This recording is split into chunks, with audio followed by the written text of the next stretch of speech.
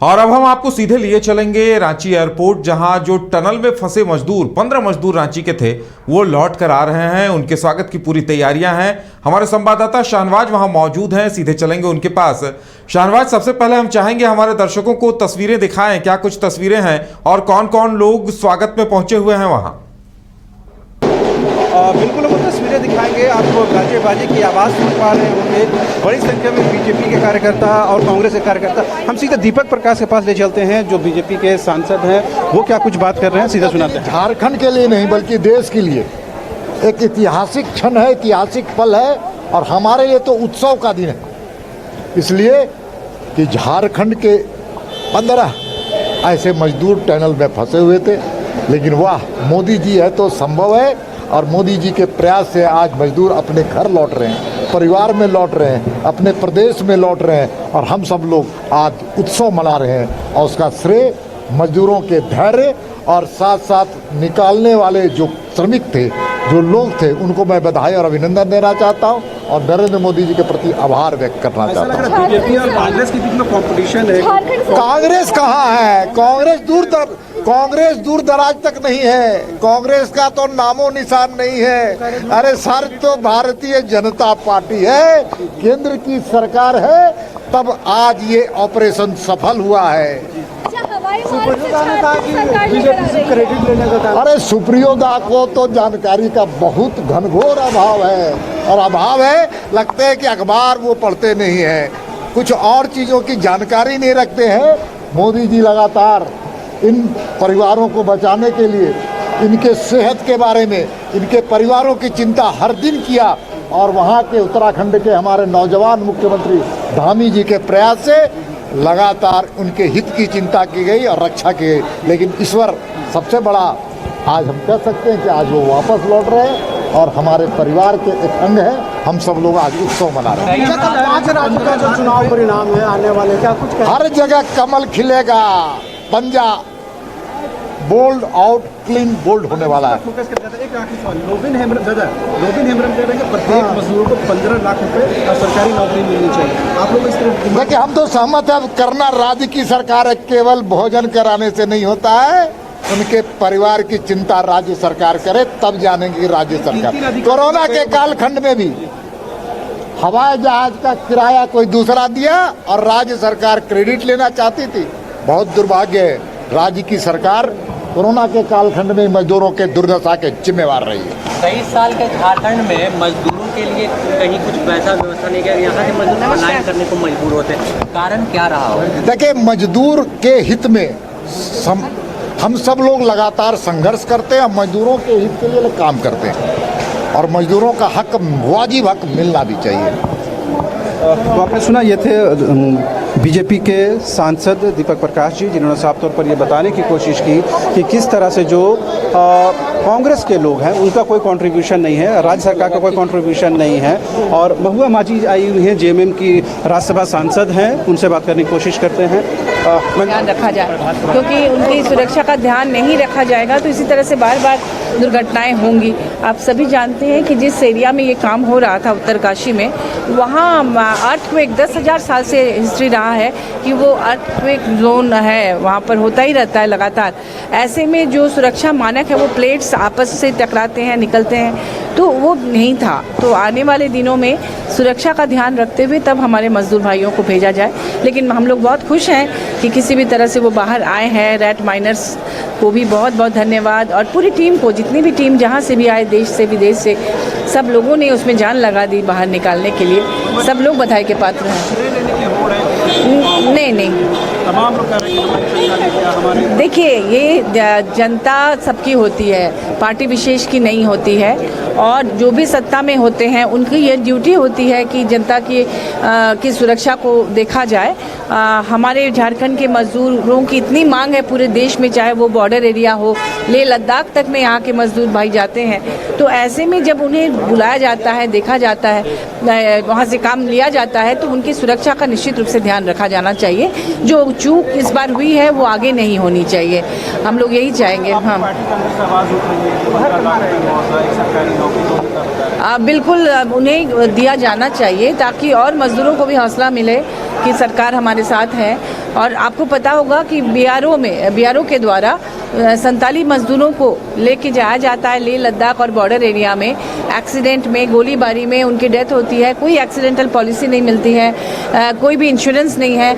मैंने पार्लियामेंट में ये बात कई बार उठाया कि उन्हें भी मिलना चाहिए जो मजदूर जाते हैं। हमारे माननीय मुख्यमंत्री जी लेह लद्दाख से उनको लाए थे कोविड के समय में हवाई जहाज़ से, तो इस तरह से उनके लिए केंद्र सरकार को भी ध्यान रखना चाहिए। और इस बार हम लोग बहुत खुश हैं, सबको धन्यवाद देते हैं, चाहे वो राज्य सरकार हो या केंद्र सरकार, सबने अपने अपने स्तर पर प्रयास किया उनको लाने का।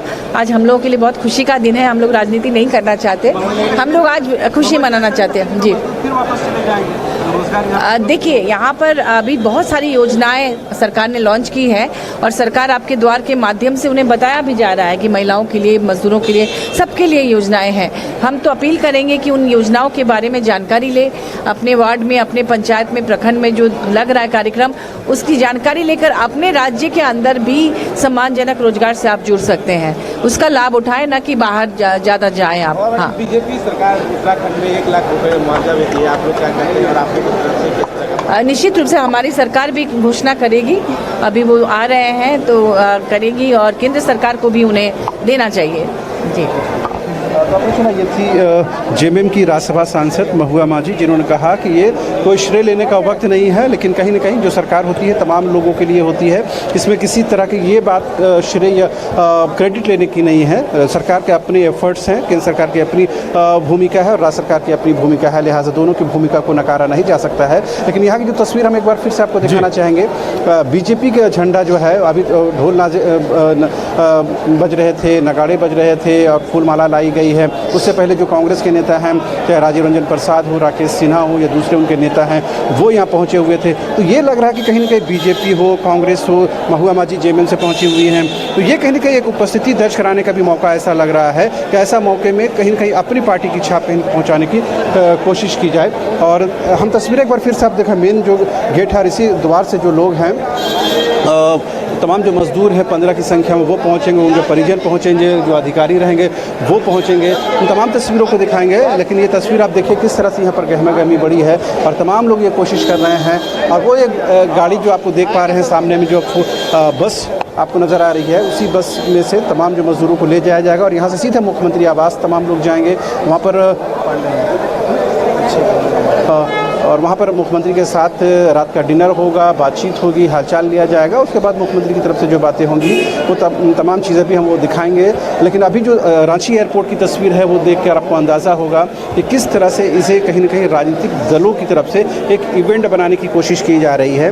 हालांकि ये एक बेहतर और अहम सवाल ये हो जाता है, क्या ये जो मजदूर लौटे हैं कि क्या फिर ये मजबूरी में या विवशता में फिर से ये दूसरे राज्यों में काम करने के लिए जाएंगे या नहीं जाएंगे, इसको लेकर के कोई कंफर्मेशन नहीं है। क्योंकि जो स्थिति इन मजदूरों के है, उनके घरों में हम लोग गए हैं, उनके परिवारजनों से बातचीत की है, उससे स्पष्ट है कि जो इन लोगों की आर्थिक स्थिति है, पारिवारिक स्थिति जो है वो बेहद ख़राब है, बेहद दयनीय है।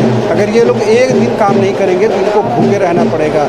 ऐसी स्थिति में केवल आश्वासन से, सब्ज बात दिखा करके, आरोप प्रत्यारोप से इनकी समस्या का समाधान नहीं किया जा सकता है। ज़रूरी इस बात की है कि इनको कहीं न कहीं यहीं पर झारखंड के अंदर अकोमोडेट किया जाए, इनको रोज़गार दिया जाए, इनको रोज़गार के साथ जोड़ा जाए, तभी इनका भला हो पाएगा। आरोप प्रत्यारोप अपनी है, क्रेडिट लेने की होड़ अपनी जगह पर है, राजनीति अपनी जगह पर है, लेकिन मजदूरों को अगर आप प्राथमिकता की सूची में रखते हैं तो उनको रोज़गार के साथ, उनको नियोजन के साथ, उनको कहीं न कहीं आपको झारखंड के अंदर जोड़ कर रखना पड़ेगा, तभी वो लोग पलायन नहीं करेंगे। लेकिन अभी जो वर्तमान में स्थिति है ये बिल्कुल स्पष्ट है कि आज न कल ये लोग ज़रूर वापस जाएंगे, चूँकि इनके पास कोई ऑप्शन नहीं है। जी बिल्कुल शाहनवाज, उनके परिजन भी वहां पहुंचे हुए हैं क्या? क्या कुछ व्यवस्था है? जब मजदूर आएंगे तो वो कहां जाएंगे? क्योंकि सरकार की तरफ से उन्हें रिसीव तो किया जा रहा है, क्या वो अपने घर चले जाएंगे? उनके परिजन भी पहुंचे हैं वहां?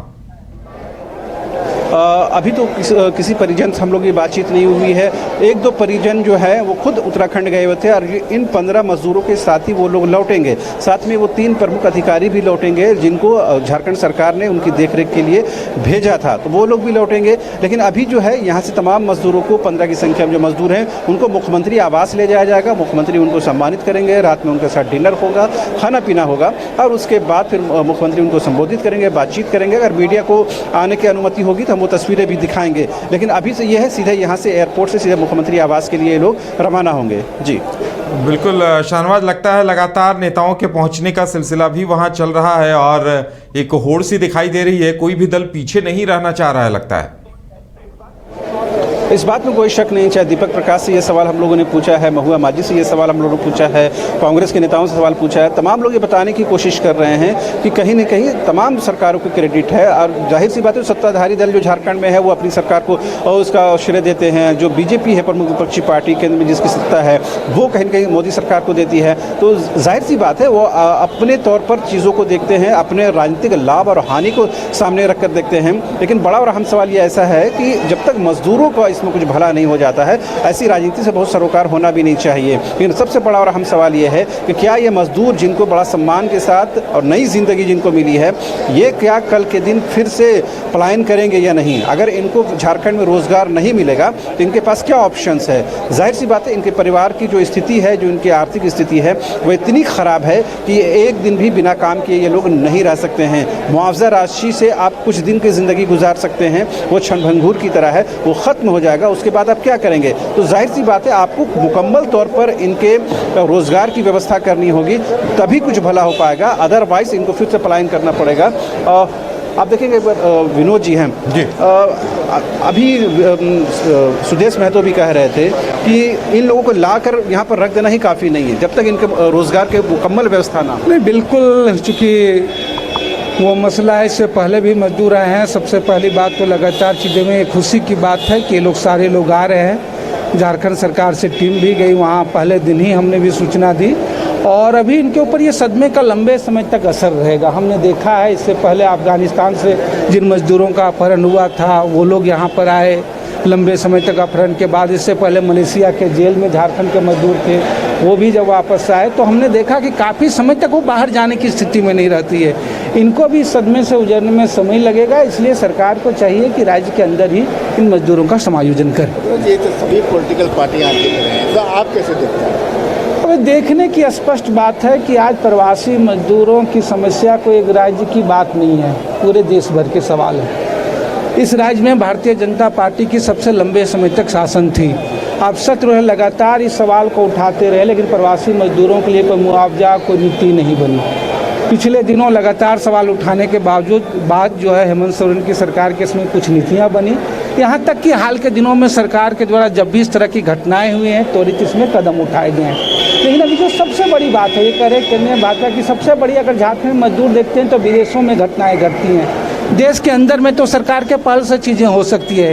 एक भारत सरकार इतनी बात करी है, एक कानून क्या बनाइए कि अगर झारखंड या देश के कोई मजदूर बाहर जाते हैं, वहाँ कोई घटना दुर्घटना किसी भी तरह की मौत होगी तो वो देश जिम्मेवार होगा, उनका बीमा करे, कोई नहीं है। तो देश के अंदर जो है अलग अलग राज्यों में अलग अलग घटनाएं घटती हैं। प्रवासी मजदूरों के लिए सुरक्षा के लिए राष्ट्रीय कानून बने, इस पर कोई नहीं है। मजदूर आप यहाँ जाते हैं, यहाँ का मजदूर झारखंड महाराष्ट्र में जाएगा, उनका जो है आयुष्मान कार्ड काम नहीं करेगा, दिल्ली में काम नहीं करेगा, चेन्नई में नहीं काम करेगा, बंगाल में नहीं करेगा। प्रवासी मजदूरों के लिए एक कार्ड बने, स्वास्थ्य कार्ड, जहाँ वो घटना हो वो कोई नहीं है। आज झारखंड से सबसे ज़्यादा मजदूर किसी राज्य में है? महाराष्ट्र में, मुंबई में है। लेकिन अगर आप देखिए झारखंड से कोई एक सिंगल ट्रेन जो प्रतिदिन मुंबई के लिए खुलता हो, उनके लिए कोई प्राथमिकता नहीं है। तो ये सारे सवाल, ये सारी चीज़ें अगर गंभीर रहती भारतीय जनता पार्टी की सरकार तो इस दिशा में पहल होती।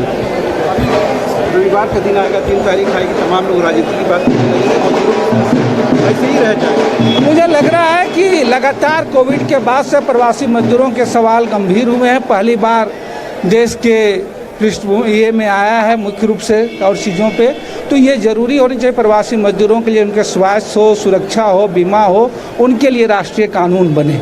और ख़ास करके झारखंड में तो अंतर्राष्ट्रीय मजदूरों के सामने भी बड़ी समस्या लगातार आते हैं। आज भी जब हम बात कर रहे हैं तो झारखंड के 1 दर्जन से ज़्यादा मजदूर 2 दिन से अखबारी देखने सऊदी अरब में फंसे हुए हैं।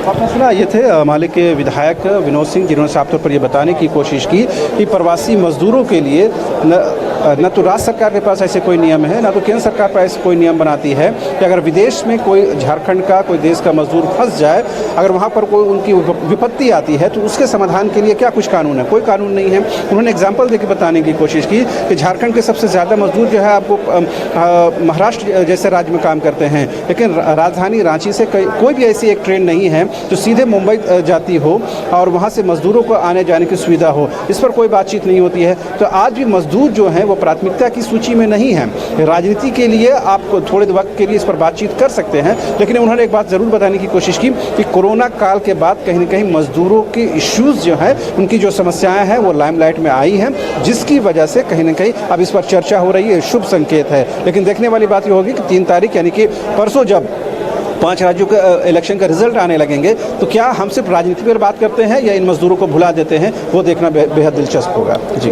बिल्कुल शाहनवाज, कितना विलंब है तमाम मजदूरों के आने में, क्योंकि वहाँ पर ढोल नगाड़ों की आवाज़ भी सुनाई दे रही है।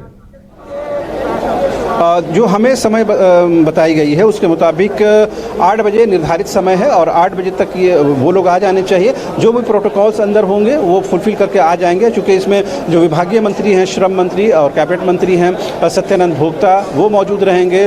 जो विभागीय सचिव हैं राजेश शर्मा, वो मौजूद रहेंगे और तमाम लोगों की अगुवाई में से तमाम मजदूरों को एयरपोर्ट से जो है मुख्यमंत्री आवास ले जाया जाएगा। तो थोड़ा विलंब है, मुझे लगता है कि हार्डली आप समझ रहे हैं कि 5 से 10 मिनट के अंदर जो है मजदूर वापस बाहर आ जाने चाहिए। उन लोगों की बात बीती भी हम सुनाएंगे, एक लोगों से बातचीत करेंगे, क्योंकि हम लोग जब और मांझी के खीरा बेड़ा गए थे, वहाँ 3 मजदूर जो थे वो वहाँ पर फंसे हुए थे। उन मजदूरों की जो हालत हम लोगों ने देखी, उन मजदूरों की पारिवारिक और आर्थिक जो स्थिति हम लोगों ने देखी, उससे अंदाज़ा लगाया जा सकता है कि झारखंड में उस वक्त तक पलायन को रोका नहीं जा सकता है जब तक आप झारखंड में एक सम्मानजनक रोजगार देने की हालत में नहीं हैं।